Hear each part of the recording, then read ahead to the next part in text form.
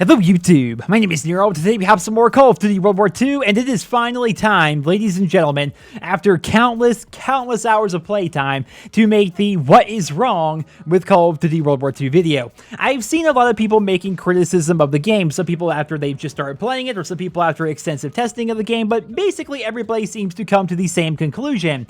The maps in this game are not very good. When I'm watching other people's videos, I'm noticing three main points of criticism. Number one, the map design is pretty poor. Number two, rifles, light machine guns, and snipers all need to be buffed. And number three, submachine guns need to be nerfed. I think we can have a very interesting discussion on buffing versus nerfing. There are some people out there who will adamantly argue that submachine guns are fine in World War II, but it's the rifles, the light machine guns, and the snipers that all need to be buffed.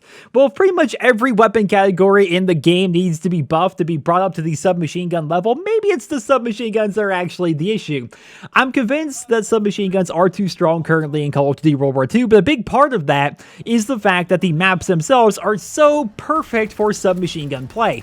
When going into World War II, Sledgehammer had two initiatives. Number one was to bring the series back to its roots, but number two was to show newer Call of Duty fans that boots on the ground doesn't necessarily mean slow and boring. As a result, when putting together these maps, they made them so small and so ant farm-like and so clustered that submachine guns really do dominate most of the time.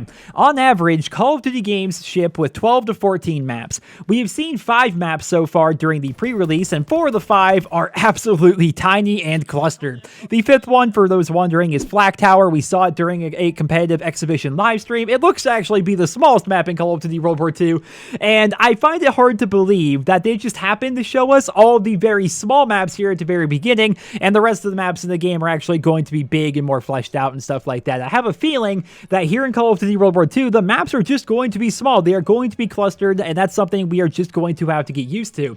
So when you talk about buffing up rifles or light machine guns or even sniper rifles, you then think about how you're actually going to change the game itself. If you bring all those guns up to be on the same level as these submachine guns on these tiny maps, then you are going to fundamentally change how the game is going to feel and how it is going to play. The overall time to kill is going to become much faster, and Call of Duty World War II as we know it is going to feel much different if they do decide to buff all of those things. Not to mention, when you look at the rifles, like the M1 Garand is a 2-shot kill at all ranges. Like, what could you do to buff that gun to make it even better? Or the M1A1 is a 3-shot kill at all ranges with a very fast fire rate, a big magazine, and no recoil. They are very good. The rifles in this game, and keep in mind, this is coming from somebody who has maxed out every single gun in the game. I have about 5,000 kills so far in the beta. I've played it quite a bit.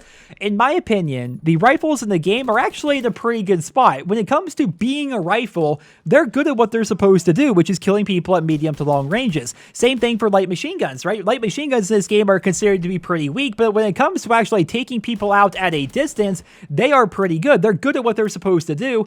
The problem is the maps themselves are so small and so ant farm-like that it's very hard to use a rifle or use a light machine gun the way they were intended to be used. Most of the time, if you want to use a rifle or an LMG on like Point to Hawk, for example, you're not using them as if they're a rifle or an LMG. You're using them pretty much while pretending they're a submachine gun. You're just pretending it's an SMG. You're going up and facing SMGs at SMG ranges because those are really the only ranges available on those maps. You know, there's a couple spots on the Ardennes Forest, for example, where you can really use a rifle the way it's supposed to be used, but most of the time, with the way the maps are laid out, submachine guns are always within their effective range, and as such, they are the best weapons in the game above and beyond. I don't feel as though we should be buffing the other things. We should be making the maps bigger, or if we have to play on the small maps, which I think is going to be the case, then at that point, you really need to think about nerfing down these submachine guns a little bit, because if you buff up everything else to make everything ridiculously powerful, then suddenly the game is going to be a melt fest, and personally, I enjoy the fact that here in Call of Duty World War II,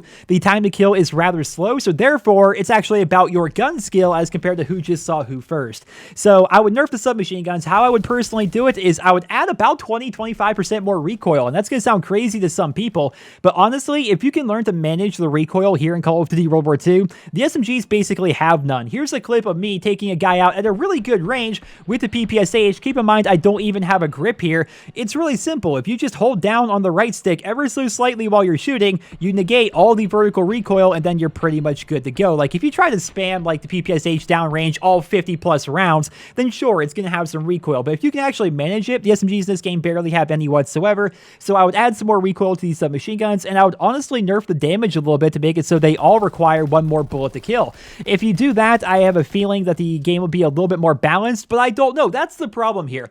I can't say definitively if that's going to be a perfect change for the game. I can say from experience as somebody who's maxed out every single gun and tried out every attachment and logged about 5,000 kills into the beta, but I can't say definitively what is actually best for this game. The best thing they could have actually done is potentially nerf down these submachine guns a little bit going into weekend 2, so we as the community could have tested it and tried out and seen whether or not it's actually good for the game or not.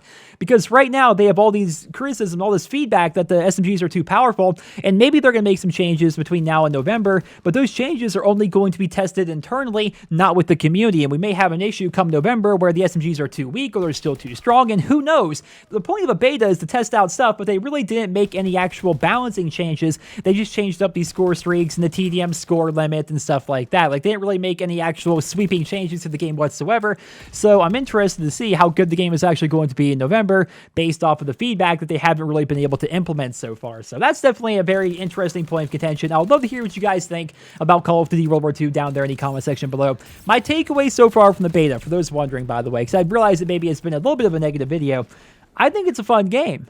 I enjoy Call of Duty World War II a lot. If I didn't enjoy it, I wouldn't have maxed out every single gun. I wouldn't have maxed out every division. I wouldn't be logging in all these hours and all these kills on 2 platforms so far, and I'm going to be playing on the PC beta if and when that ever becomes available.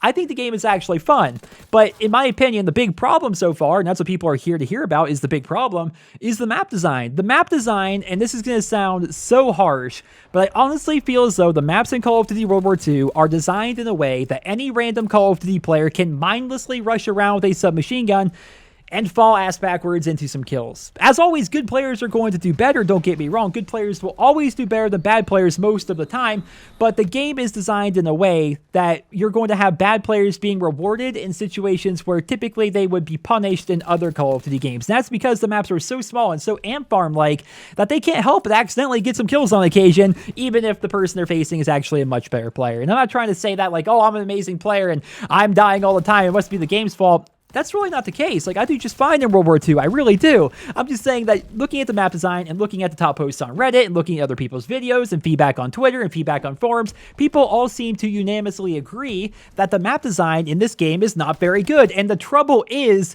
that's not easily fixed. Right? They can nerf submachine guns. They tweak around a couple of numbers very easy. They can buff rifles very easy. They can do little things like that very easily.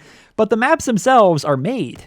They're done. They're set in stone. They may still be working a couple kinks out, maybe add a doorway here or remove a wall there, but for the most part, the maps themselves are set in stone.